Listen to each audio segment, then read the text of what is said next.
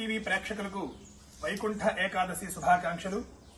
నాగావళి నదీ తీరంలో వెలసియున్న శ్రీ అసిరితల్లి సమేత లలితా చంద్రమౌళీశ్వర స్వామి వారి యొక్క దేవాలయంలో ప్రతి సంవత్సరం ఈ ముక్కోటి ఏకాదశికి గ్రామంలో ఉండే మహిళలందరితో కూడా ముర్రాటలతో ఊరేగింపు కార్యక్రమం నిర్వహిస్తూ ఉన్నాం.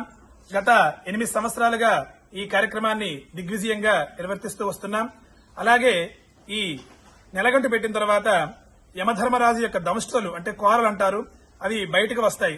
దానివల్ల అపమృతి దోషం కలుగుతుంది చాలా మందికి. అయితే ప్రత్యేకించి ఈ శీతాకాలంలో ఈ ముర్రాటలతో గ్రామదేవతకి అభిషేకం చేయడం వల్ల ఆ యముడి యొక్క బాధ నుంచి మనం తొలగించిన వాళ్ళు అవుతాం. కాబట్టి ఈ ముర్రాటలు విశేషంగా అమ్మవారికి అభిషేకం చేస్తూ ఉన్నాం.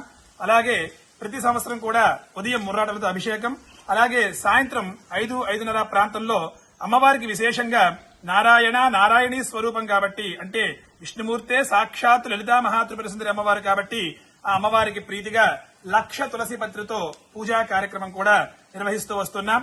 అలాగే పూజ అంతా పూర్తయిపోయిన తర్వాత గ్రామంలో ఉండే మహిళలకి ప్రత్యేకించి మా యొక్క ధర్మకర్త సాగి శ్రీనివాసరాజు గారి నేతృత్వంలో జాకెట్ ముక్కల పంపిణీ, అలాగే ప్రసాద వితరణ, ఫలదానం కూడా ఇవ్వడం జరుగుతూ ఉంది. ఈ కార్యక్రమంలో ప్రతి సంవత్సరం కూడా రెట్టింపు ఉత్సాహంతో రెట్టింపు జనం రావడం జరుగుతూ ఉంది.